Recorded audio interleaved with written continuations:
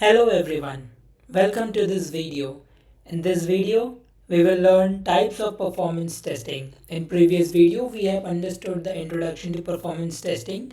We have understood that what are the software performance testing life cycle. And in this video, we will explore in detail more about load testing, stress testing, spike testing, and soak testing, which are the types of performance testing. Although the name are very differently, but once you understand this, you will understand that these four are like four types of performance testing, which are almost similarly same, but with a few tweaks. Okay, so let's start. Let's not waste our time. Stick to this video. The first one is load testing.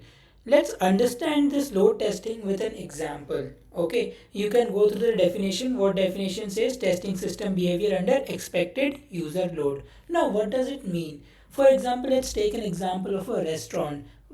Imagine you own a restaurant and your restaurant has a sitting capacity of 50 people. Okay, now you have to test that when the entire restaurant is full, is your staff capable enough to handle that entire 50 people load? Okay, so for because the load can be either 30, 40, or 45, but what is the maximum load you are expecting? You are expecting 50, right? So under load testing, what we do, we test the load for our expectation, which is the 50. So in real life example, for example, you are building up a system. For example, there's an app called Amazon. So for Amazon, they will expect, let's say, 10 lakh user on a daily basis. So what they will do, they will test for 10 lakhs. Okay, and then they will tell, okay, our system is capable of handling 10 lakh user per day. So you can see what is the goal. Goal is measuring performance, throughput, and response time under expected usage. This is important. What is the expected uses? What is the example? 500 users, like we took 50. Okay, and tools used is JMeter, Load Runner, or K6. These are the three tools that are used. Okay, understood? Okay.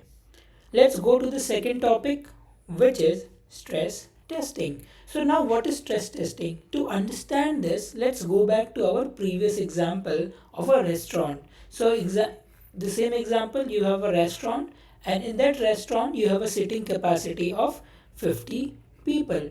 But now what we will do? We will put stress on this restaurant. And by meaning of stress, I say that if there is, for example, certain offers going on in your restaurant, and there are more than 50 people which are coming in. Now for example, you have 80 people. Okay, so what you have done, you have tested your load for 50 people, but now you have to stress test as well. So what if there are not 50 people and if there are 80 people? So you are trying to find out a breaking point at which the staff breaks and the chef will say, no, we are not able to handle, right? In the tech example, in the tech perspective, your Amazon app, they were expecting 10 lakh users on a daily basis, but now I want to test what is the breaking point of this app. Okay, so let's say if on 25 lakh user the app is breaking, the server are crashing. So in the stress testing, we want to find out the breaking point. So you can read the definition as well, which says testing beyond expected load to find the breaking point. Okay, goal is identify the system limit and failure recovery, that what is the limit of the system. Example, increasing load from 500 to 5000. We will increase load and we will find out. And what we'll do, we'll use a visual graph and we will monitor the response timing in our GCP or AWS, whatever you are using. Alright, I hope this is also clear. Let's go to the next topic, the next type of testing, which is called a stress testing. So stress testing we have already done. Then this one is spike testing. So in spike testing, what do we do? Imagine the same restaurant example. This is your restaurant. You have 50 people sitting capacity. But imagine on a certain day, there is something, probably a tourist bus came in. Okay, there are tourist bus came in, and this tourist bus has 200 people.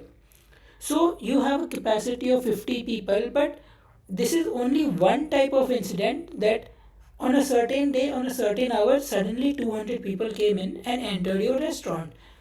Now you want to see that only for this small period of time are you able to serve this 200 people. If yes, then your system is capable enough for handling 200 spike as well. So you can understand this in a tech perspective also, your Amazon app. So for example, a certain product has an offer or a sale is about to go live at 12 p.m. today. So suddenly at 12 p.m. you will see a spike of traffic because all the people will try to get the lowest offer as soon as possible, right? So that spike we test under spike testing. So testing sudden increase or decrease in load. Goal is test reactions to quick spike. Example is ticketing site or concert launch day. Okay. Visual, a sudden jump in a timeline graph. As I told you that this is your traffic, a sudden jump will come and this is how it looks like. This is your spike. Okay. The next type of testing is soak testing. So which is the endurance testing as well. So endurance testing, basically you can understand it as the regular traffic for a longer period of time. So for example, this is your restaurant. Okay, in your restaurant I'm expecting 50 people are coming, but they are coming 24 hours. If your restaurant is open 24 hours, they will come 24 hours. So for 24 hours, are your staff capable enough to serve this 50-50 batches of people every table turn around, right? So this is what we test under soak testing or endurance testing. What is the endurance of the system? You can take it in an example of Amazon as well. So Amazon will have, let's say, 10 lakh user per day. So they will test 10 lakh user for next 24 hour and they will see if the system is breaking or not. So this is what it says: definition, running on the system under load for a longer duration. It checks memory leaks, database connection, database logs is there. This is all database log and memory leak, how to identify this type of issue. We will go in detail in the further videos. Okay. CPU memory health over time. Running on app 12 hours for 1000 users. You can take your own timeline, 12 hours, 24 hours, or you can have a visual monitoring tool as well. So these are the four types of performance testing that can be done. I have a quick graph as well, a table as well, which will help you to analyze whatever we have learned in the entire video, and let's just go through it once. So load testing, what is the purpose? You will see here, you can take the screenshot if you want. What is the load pattern? The gradual increase is the load pattern. Key metric, response time, 500 user shopping, our typical example. Stress test is to identify the breaking point. And how do we test? We have to go beyond expected load. Spike is the sudden spike we give to the system. Okay. And the soak is the endurance one, the longer run constant load for longer duration. Okay. So this is what it is. I hope you all have liked the video. This was it for the video. In the next video we will be coming up with new topics. Until then, goodbye. See you.